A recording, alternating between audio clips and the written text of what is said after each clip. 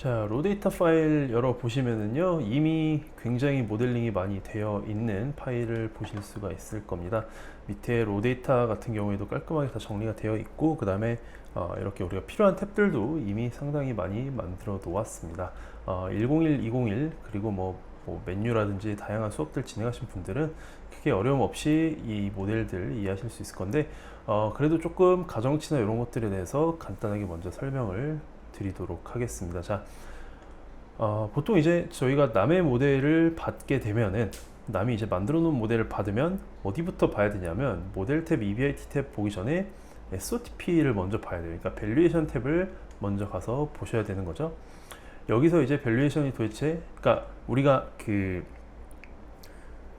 모델링 할 때 순서에 거꾸로 이제 보시는 거죠. 결론부터 보고, 우리가 모델링 먼저 하고 그 다음에 밸류에이션 했잖아요. 포캐스트 먼저 하고 밸류에이션 한 거를 거꾸로 보신다는 거죠. 밸류에이션 먼저 하고 모델링을 봐야 된다. 그래서 SOTP를 이제 먼저 보시게 되는 거고, 여기 지금은 우리가 이제 안 돼 있으니까 우리가 채워놔야 되는 부분이고요.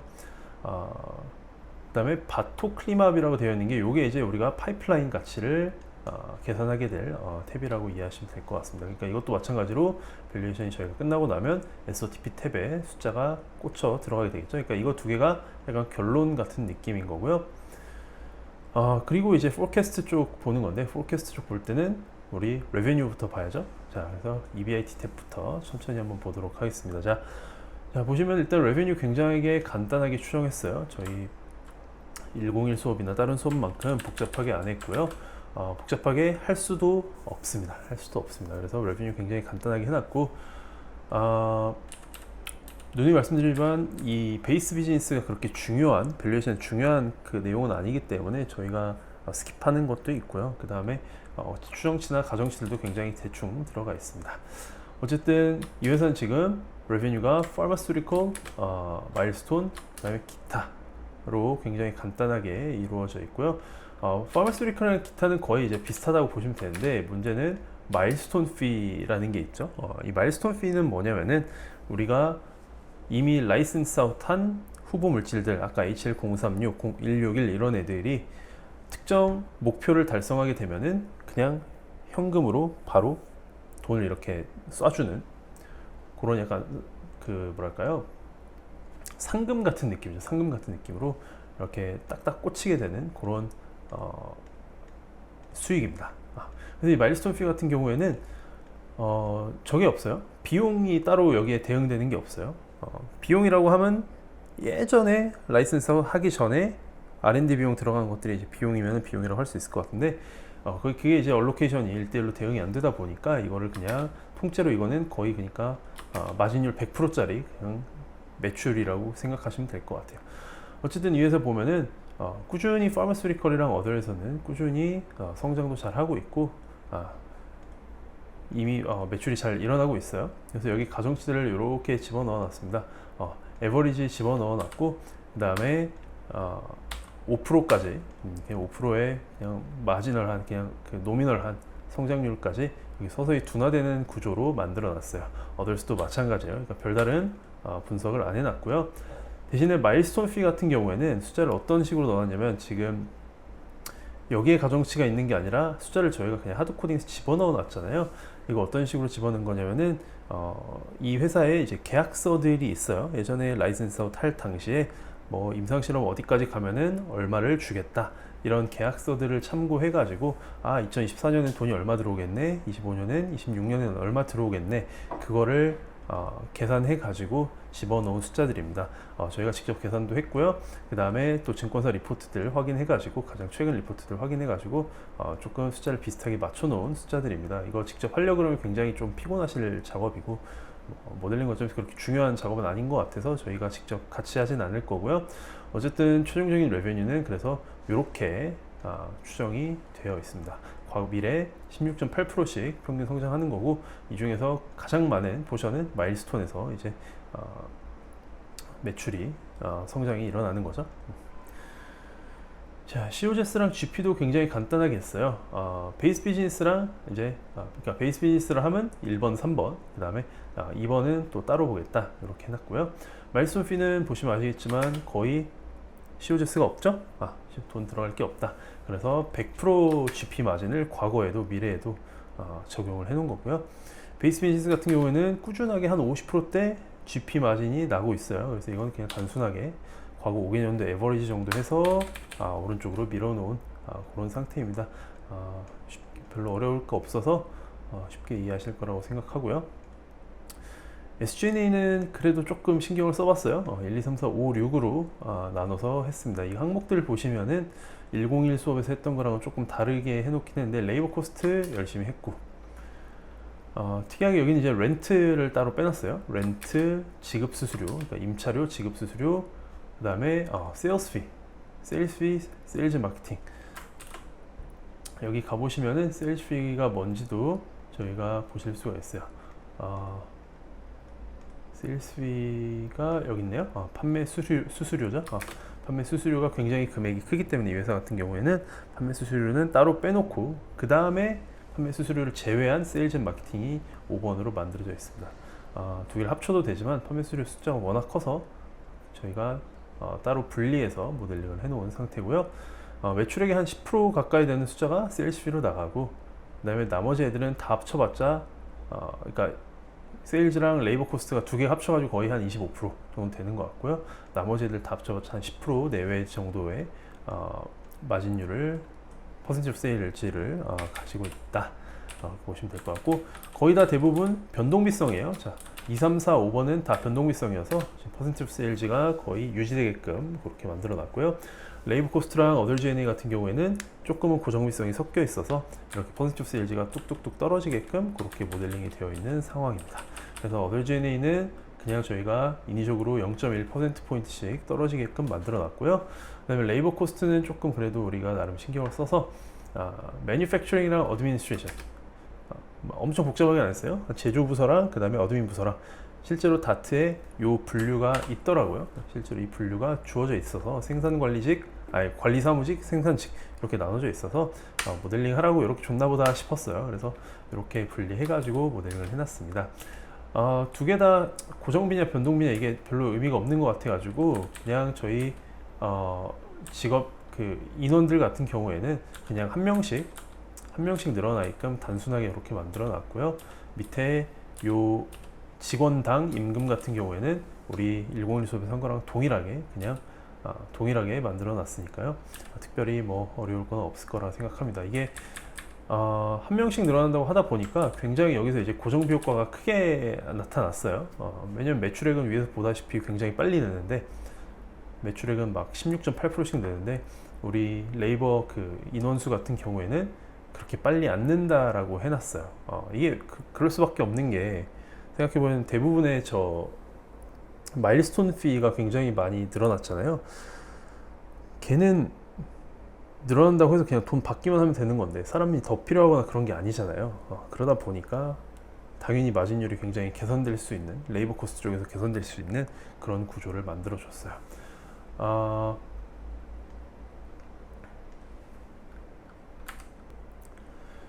다만 딱 하나 지금 예리하신 분들은 눈치를 채셨겠지만 1, 2, 3, 4, 5, 6에 되게 빠져있는 굉장히 중요한 비용이 하나가 빠져 있어요. 우리 바이오 회사인데 R&D를 지금 안 넣어놨잖아요.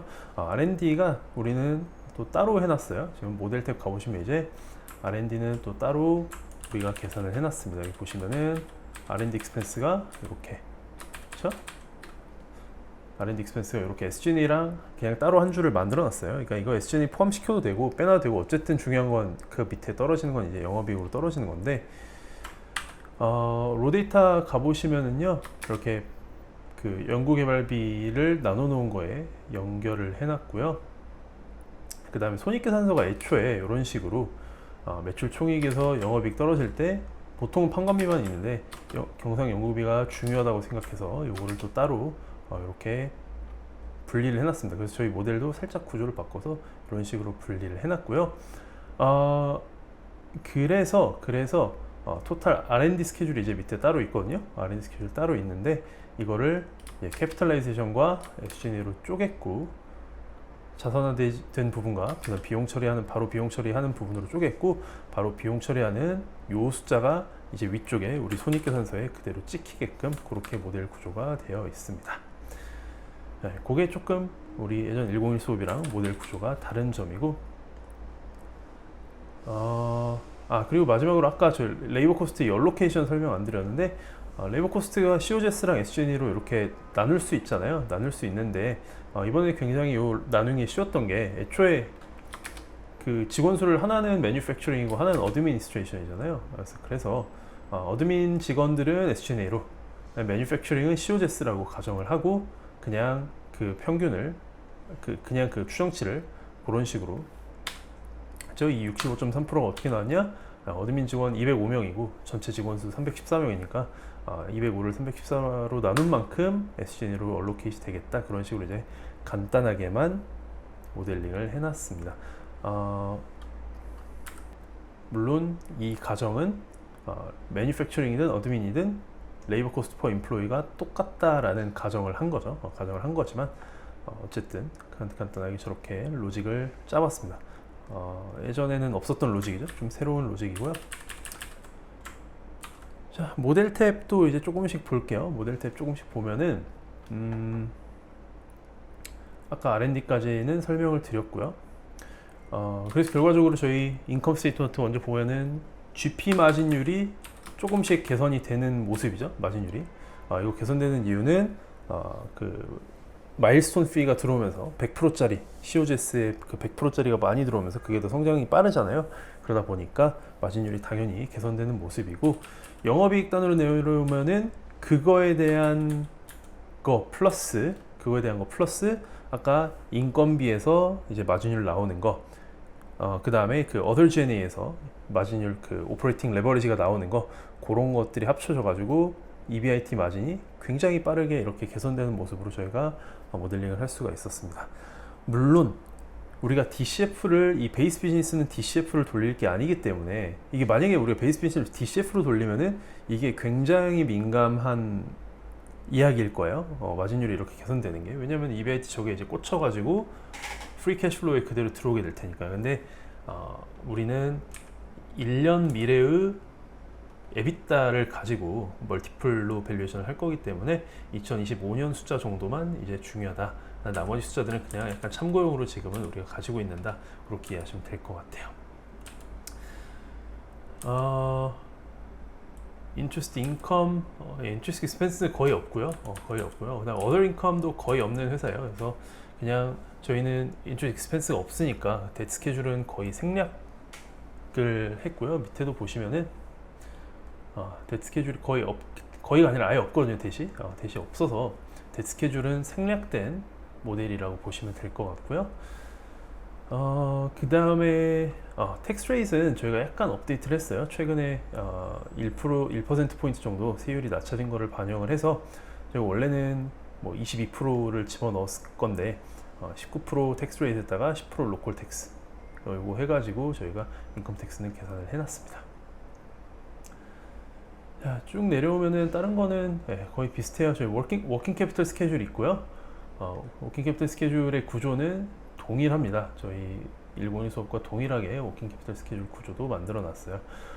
숫자가 분석하기 좋게끔 과거 데이터가 이렇게 깔끔해 가지고 그냥 과거 에버리지, 다 5개년도 에버리지 그냥 단순하게 사용을 했고요. 뭐 튀는 숫자가 있다거나 그러면은 분석을 해주면 좋긴 하겠지만, 뭐 그렇게까지 뭐 튀는 숫자가 있는 것 같진 않아서 그냥 숫자는 그대로 따라가게끔 만들어 놨습니다. 결과적으로 워킹 캐피털이 그냥 매출액 증가에 따라서 조금씩 그냥 워킹 캐피털 현금 흐름에 묶이게 되는 그런 워킹 캐피털이 발생하게끔 만들어 놓았습니다. PP 스케줄 마찬가지입니다. 별로 특이점이 없어요. PP 스케줄 별로 특이점이 없고, 특히 CAPEX가 굉장히 낮아요. 이 회사 같은 경우에는 거의 뭐 CAPEX라고 할 수 있는 게 직접 그 생산을 직접 하는 그런 뭐 설비나 이런 거에 CAPEX 많이 들어가지 않는 사업이다 보니까 이런 식으로 CAPEX 퍼센트 오브 세일즈가 굉장히 낮습니다. 그래서 CAPEX, 그 다음에 디프리시에이션도 뭐 10% 정도니까 한 뭐 8년 9년의 평균 내용에서 8년 9년의 오브젝티브 푸진이 되는 거죠. 이것도 그냥 과거 에버리지 단순하게 해놨고요. 무형자산 같은 경우도 마찬가지로 이렇게 해놨는데 무형자산 같은 경우에는 무형자산 상각비에 대한 퍼센티지가 이렇게 뚝뚝뚝 떨어지는 트렌드가 관찰이 되어서 에버리지를 하지 않았고 마지막 숫자 따라가게끔 단순하게 이렇게 해줬고요. 그 다음에 위쪽에 무형자산에 대한 투자는 이건 당연히 우리 R&D 비용 중에서 자선화한 거를 이쪽으로 가져왔죠. 그래서 모델링 301 수업에서 한 거 그대로 그 구조 그대로 R&D 중에서 자선화한 거를 이쪽에 꽂아놨습니다. 꽂아놨고요. 그리고 리테인 어닝 스케줄랑 인트레스트 인컴 스케줄 거의 비슷합니다. 리테인 어닝 스케줄은 특별한 게 없는 게 특별하게 뭐 이렇게 할 필요가 없는 게 어차피 다 배당을 준 적도 없고 쉐어 리퍼체스는 딱 한 번 진행하긴 했는데 그 외에는 거의 진행하지 않았기 때문에 앞으로도 그냥 0%를 가정해서 집어넣어 놨습니다. 약간 이거 그 오류 아닌 프리 캐시플로우 해놨네요. 이번에는 프리 캐시플로우에 대한 퍼센티지로 디비던드 레이쇼를 한번 분석을 해봤고요. 쉐어 리퍼체스는 여전히 넷인컴으로 해놨습니다. 뭐 넷인컴에 대한 퍼센티지로 혹은 뭐 DPS나 이런 매트릭으로 하기도 하지만 잉여 현금 흐름에서 얼만큼 배당을 할 수 있는지로 프리 캐시플로우에 대한 퍼센티지로도 모델링 하는 경우들이 있어서 그거를 이제 보여주고자 커먼 디비던드 쪽은 프리 캐시플로우에 대한 비중을 한번 해봤고요. 제 생각에는 쉐어 리퍼체스도 이왕 프리 캐시플로우 만들어놨으면 저쪽에 딱 걸어놨으면 좋았을 텐데 일단 일관성은 조금 없네요. 만약에 직접 지금 모델링 열고 하시고 계신다면 비록 다 0%지만 요 넷인컴도 일관성 있게 프리 캐시플로우에다 한번 거는 식으로 한번 고쳐봐도 괜찮을 것 같네요. 자, 그리고 마지막으로 인트레스트 베어링 애셋과 인트레스트 인컴 이쪽은 순환 참조 아마 스위치로 해결해 놓고 되어 있을 겁니다. 이쪽도 특별한 사항은 없습니다. 그래서 위쪽에 이 서킷 스위치 지금 온으로 되어 있는 상태로 저희 모델링 진행을 할 거고요. 혹시라도 진행하시다가 오류가 생긴다면 컴퓨터가 특히 오래되신 분들 오류가 생긴다면 서킷 스위치 여기 있으니까 이거 껐다가 켜주시면은 저희 다시 모델이 복구가 되면서 모델링 진행하실 수 있을 겁니다. 자, 네, 그래서 모델에 대한 설명은 이 정도 드리면 될 것 같고요. 저희 바로 SOTP 밸류에이션 이제 할 수 있게끔 SOTP 밸류에이션 탭으로 가셔서 저희 SOTP 밸류에이션 좀 틀부터 전체적인 틀부터 한번 먼저 만들고 시작해 보도록 하겠습니다.